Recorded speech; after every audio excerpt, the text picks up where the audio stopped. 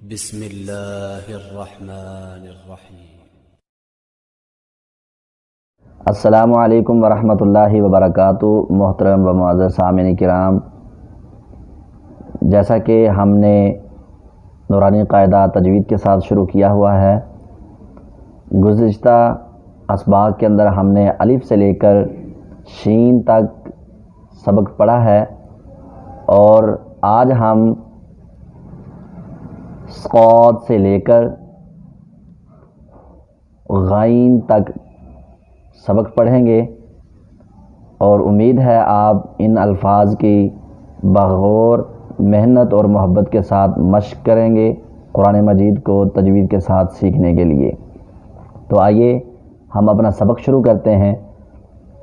بسم اللہ الرحمن الرحیم۔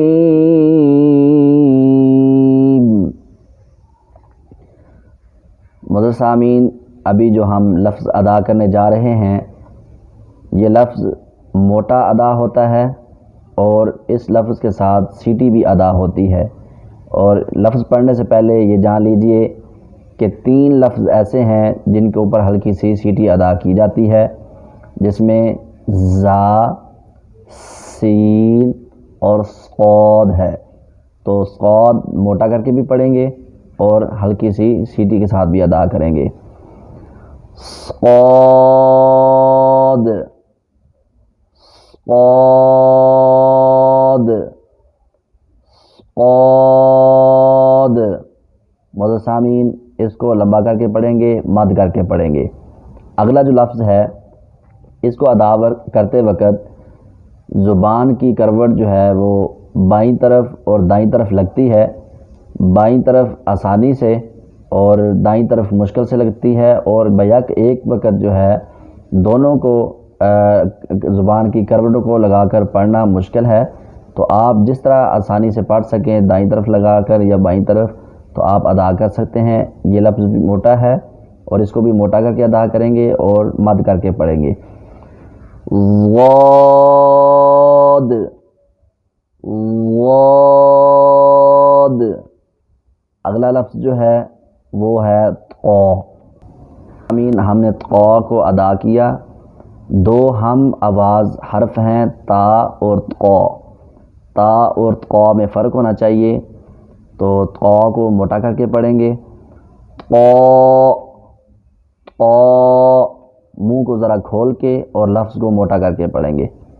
اگلا لفظ معزز سامعین جو ہے وہ وا ہے۔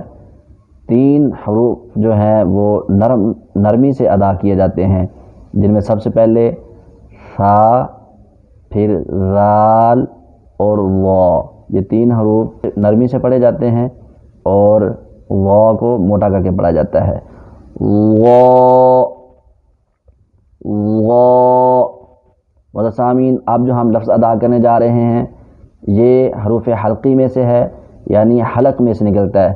جب ہم اس کو ادا کریں گے تو حلق کے درمیان سے یہ لفظ ادا کریں گے۔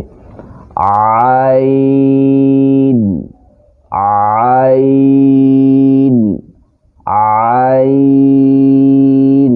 اور اس کو بقدرے کم لمبا کر کے پڑھیں گے، ہلکی سی اس کے اوپر مد کریں گے۔ اور اسی طرح آخری ہم جو اپنا سبق کا لفظ پڑھنے جا رہے ہیں وہ ہے غین۔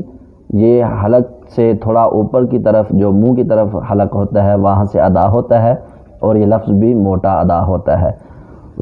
غین، غین۔ تو معزز سامعین، ایک دفعہ میں ان الفاظ کو دہرا دیتا ہوں، اس لیے کہ آپ ان کی مشق کریں گے اور ان کو یاد کرنے کی کوشش کریں گے۔